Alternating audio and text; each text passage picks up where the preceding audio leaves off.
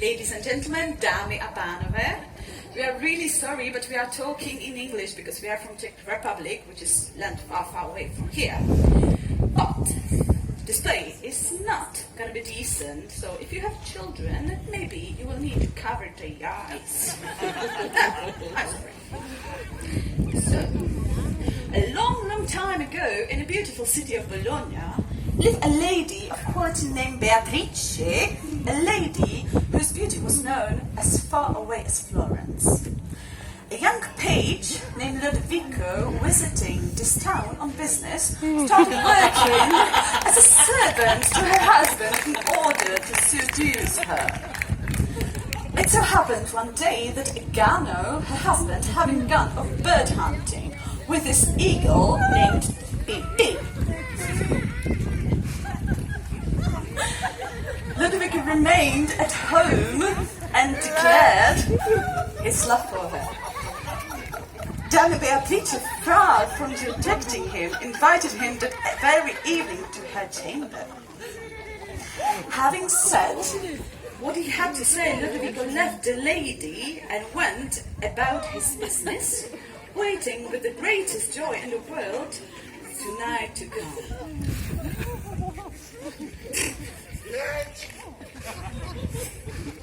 Egano, back home from hunting and feeling tired, went to bed straight after supper, and his wife followed him.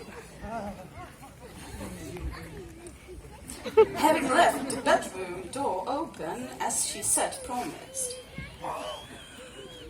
At the agreed time, Lodovico appeared, and having slipped quietly into the chamber, and having closed the door, made his way to the place where the lady was sleeping, and having placed his hand upon her breast, saw that she was not sleeping.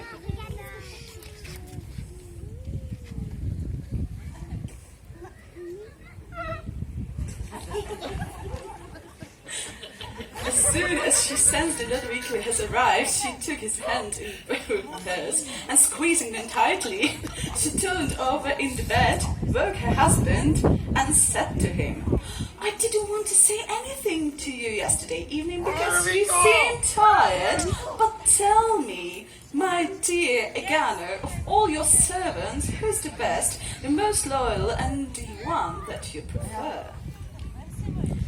And her husband replied, "What a question to ask! Don't you know him? I've no greater trust and affection for anyone than my dear loyal Lodovico." "But why do you ask?" When Lodovico saw Egano awake and heard that he was being talked about, the greatly feared trickery on the lady's behalf, and repeatedly tried to withdraw his hand so as to be able to run away. But Beatrice clung on to his hand so tightly that he was unable to run off. She answered Egano, "I'll tell you why. Like you, I thought that he was more devoted than anyone. But he proved me wrong when he went hunting. He stayed here and unashamedly made indecent proposals to me. But to save me from forever searching for proof and to show you what was afoot, I replied that I agreed, and that this very evening after midnight I would go and wait in the garden at the foot of the pine tree. Of course, I have no intention of going, but if you wish to find out how your servant is, it's very easy. Put on one of my dresses, cover your head with a veil, and go down there and wait for the traitor." Upon hearing this, Egano said, "Certainly, I must see this." And up he goes, jumping as a best cloud, one of his ladies dresses cut away my bodies. And as soon her husband had left, she took it up and ran and locked it to her. Lodovico has experienced her, the crucified of his life, and who had done escape from the lady's court, charming her and 1,000 times over, both her and her love, when he sensed that the adventure was over, now became the happiest man alive. And when Beatrice had gone back into the bed, he undressed and lay down.